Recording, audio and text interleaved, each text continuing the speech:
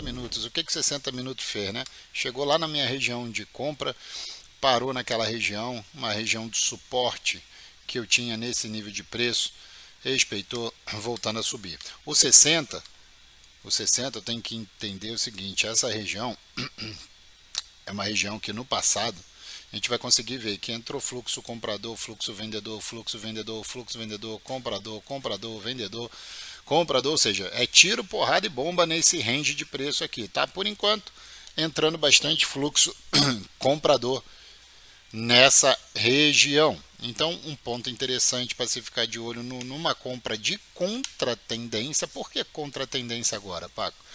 Porque eu já tenho esse tempo gráfico, que é os 60 minutos, trabalhando para debaixo das suas médias.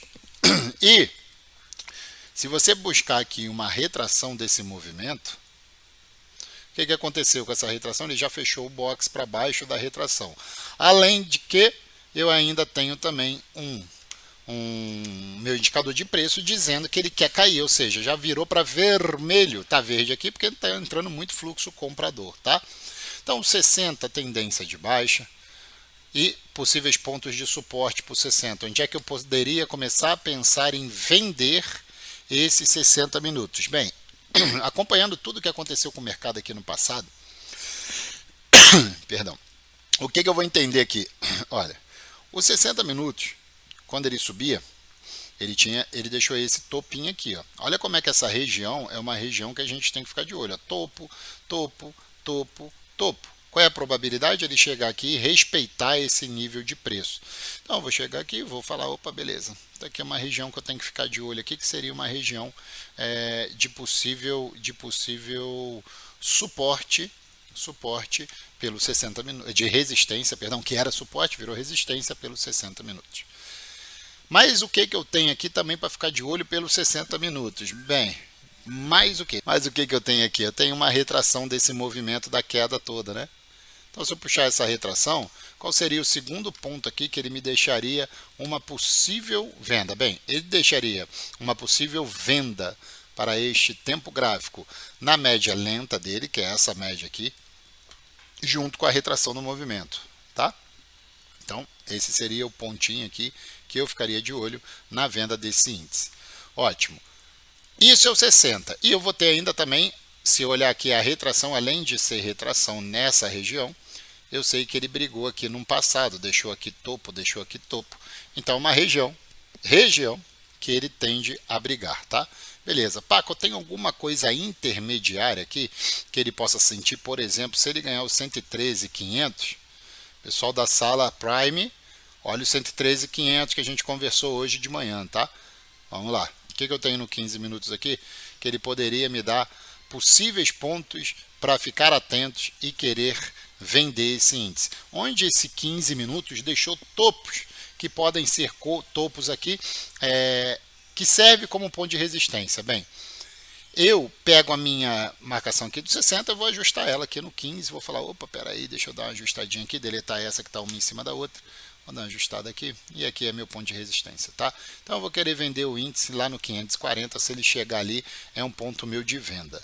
Vou procurar frequências do mercado. Vocês sabem que eu utilizo frequências para procurar possíveis pontos de alvo de uma perna corretiva ou uma perna expansiva. Nesse caso eu quero a perna corretiva, então eu tenho esse tamanho de perna corretiva. Esse tamanho de perna corretiva, ele se repete? Quando ele se expande, ele se repete ou aumenta? Então olha só, eu tenho esse tamanho de perna que se repetiu dentro desse tamanho de perna, que se ele viesse jogar esse tamanho, olha onde ele está indo. Testar exatamente a nossa região de venda, tá? Então, meu ponto de venda do índice, eu já sei onde é que eu quero vender naquela região. Pelo 15 minutos, Paco, o que a gente teria aqui pelo 15 minutos? Pois bem, o 15 minutos, eu vou olhar aqui, vou ver que ele tem ponto de briga nesse topo, ou seja, quando o preço saiu daqui para cá, ele parou aqui, aqui o preço deu uma travada aqui, depois aqui ele passou reto, aqui quando ele caiu ele ficou brigando ó, nessa região, caiu, fez o pullback, parou aqui, rompeu. Então esse range de preço aqui, essa minha marcaçãozinha aqui, é uma marcaçãozinha que ele tende a brigar, tá? Então vou ficar de olho também, por mais que seja mais fraca, é uma resistência que eu posso ficar de olho para tentar pegar a continuidade da queda, tá?